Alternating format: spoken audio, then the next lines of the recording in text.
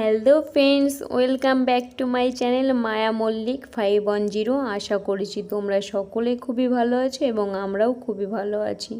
তো আমার নতুন নতুন ভিডিওতে তোমাদেরকে জানাই অনেক অনেক ভালোবাসা। চলে এসেছি নতুন আরেকটি ভিডিও নিয়ে। তো আমার ভিডিওটি স্কিপ না করে তোমরা পুরোপুরি দেখতে থাকো।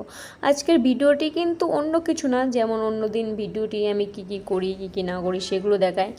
আজ সম্পূর্ণ অন্য ধরনের একটা জিনিস দেখাবো, যেটা হচ্ছে আজ আমি সোয়াবিন রান্না করছি। সোয়াবিনটা রান্না করছি একটু অন্য স্টাইলে, আর এই স্টাইলের কথা কিন্তু তোমাদের দাদাভাই বলেছে। তোমাদের দাদাভাই ফোনে দেখছিল সকালবেলা, যখন আমি টিফিন করছিলাম রুটি তরকারি যখন করছিলাম, তখন তোমাদের দাদাভাই ফোন দেখতে দেখতে হঠাৎ সামনে চলে এসেছে। তখন বলছে কি, দেখো মায়া, এই রেসিপিটা করলে কেমন হয়। আমি বলছি ভালোই হয়, তাহলে চলো অন্য কোনো দিন না ট্রাই করে আজকেই করা যাক। তো বলছে ঠিক আছে, চলো আজকেই করা যাক। তো দেখো, এখানে আমি আলুটা ভেজে নিয়েছি আগের থেকে, আর এখানে যে সোয়াবিনগুলো ছিল সেই সোয়াবিনের মধ্যে আমি ডিম ফাটিয়ে দিয়ে দিয়েছি। তারপরে লবণ, হলুদ, জিরে গুঁড়ো, লঙ্কার গুঁড়ো, মিট মশলা, ধনিয়া গুঁড়ো যা যা ছিল সেগুলো দিয়ে সেগুলো আমি এই এর মধ্যেই যে এই আলুটা ভেজেছিলাম, এই তেলে আলুটা ভেজেছিলাম, আর সেই তেলেই আমি এখন এই যে সোয়াবিনগুলো ভেজে নেবো। সোয়াবিন আর ডিমগুলো যে ম্যারিনেট করা ছিল সেগুলো ভেজে নেবো, আর ভেজে নিয়ে আমি এক এক করে তুলে নেবো। আর আমি কিন্তু মানে সোয়াবিনটা একেবারে ভাজা হয়নি, অল্প অল্প তেলে করছিলাম। তো যাই হোক, আমাদের বাড়ি মানে তেলটা খুবই কম খাওয়া হয়, তাও তো আমি তেলটা একটু বেশি দিয়ে ফেলেছি। যাই হোক, তেলটা আমি সোয়াবিনটা আমি দুবার করে ভেজে নিয়েছি। প্রথমে একবার হয়নি বলে আবার ভেজে নিয়েছি। যাই হোক, ওই কড়াইতে আমি আবার তেল দিয়ে দিয়েছি। তেল দিয়ে তেলটা গরম হয়ে গেলে আমি একটা গোটা লঙ্কা, মানে শুকনো লঙ্কা ফোড়ন দিয়ে নিয়েছি, আর কয়েকটা তেজপাতা। যাই হোক, গোটা জিরে ছিল না, নয়তো গোটা জিরেও ফোড়নে দিয়ে দিতাম আমি। গোটা জিরেটা আমি মশলা করে নিয়েছি, যার জন্য গোটা জিরেটা সবটাই দিয়ে দিয়েছি। আর ঘরে তেমন ছিল না, ঘরে ছিলই না, যার জন্য আমি গোটা জিরেটা ফোড়ন দিতে পারিনি।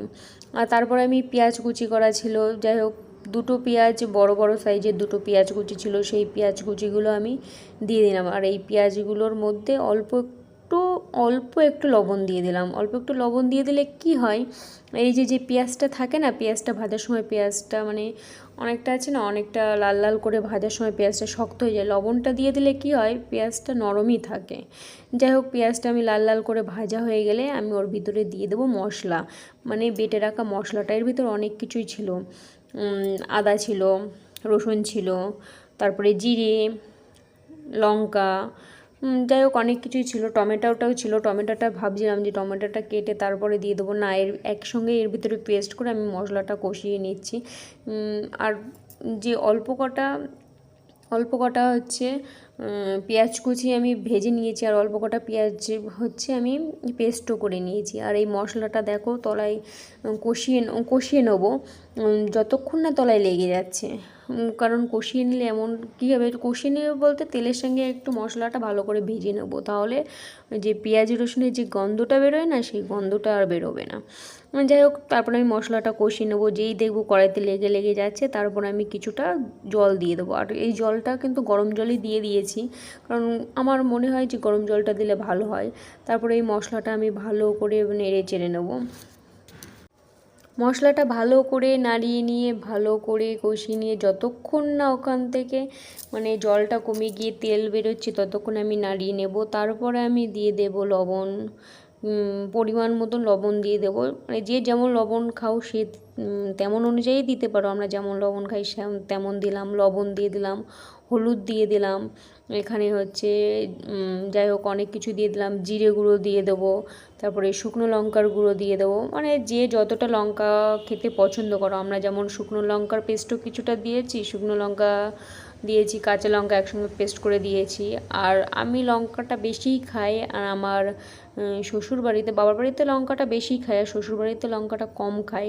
যার কারণে আমি দুটো শুকনো লঙ্কা দিয়েছি, চারটে কাঁচা লঙ্কা দিয়েছি, আর হচ্ছে অল্প একটু শুকনো লঙ্কার গুঁড়ো দিয়েছি কালারটা হওয়ার জন্য। তারপর আমি দেখো ওই মশলাটা ভালো করে কষিয়ে নেওয়ার পরে ওর মধ্যে আমি দিয়ে দেবো আগের থেকে ভেজে থাকা আলু আর আগের থেকে যে ভেজে রেখেছিলাম, যে ডিমের এটা দিয়ে ভেজে রেখেছিলাম যে সোয়াবিনটা, সেই সোয়াবিনও দিয়ে দেবো। দিয়ে আমি ভালো করে কষিয়ে নিতে হবে। সোয়াবিন আর আলুটা ভালো করে কষিয়ে নিলে সোয়াবিনের ভিতরে কিন্তু এই যে মশলাটা ঢুকবে। তারপর আমি যখন ভালো করে কষানো হয়ে যাবে, তারপর আমি দিয়ে দেবো জল, পরিমাণ মতো জল। তোমরা যেমন জলটা খেতে চাও, কেউ যদি রুটির সাথে, এটা রুটির সাথেও খেতে পারবে, ভাতের সাথেও খেতে পারবে, যে যেমনটা চাও সে তেমনভাবে দিয়ে দেবে। যাই হোক, তারপরে আমি তরকারিটা হয়ে গেলে আমি এখানে দিয়ে দেবো কিছুটা মিট মশলা। যাই হোক, তারপর আমি নামিয়ে নেবো। তো আমার ভিডিওটি কেমন হয়েছে অবশ্যই কমেন্টে জানিও। আর দেখা হচ্ছে নেক্সট ভিডিওতে। ততক্ষণ সবাই ভালো থেকো, সুস্থ থেকো।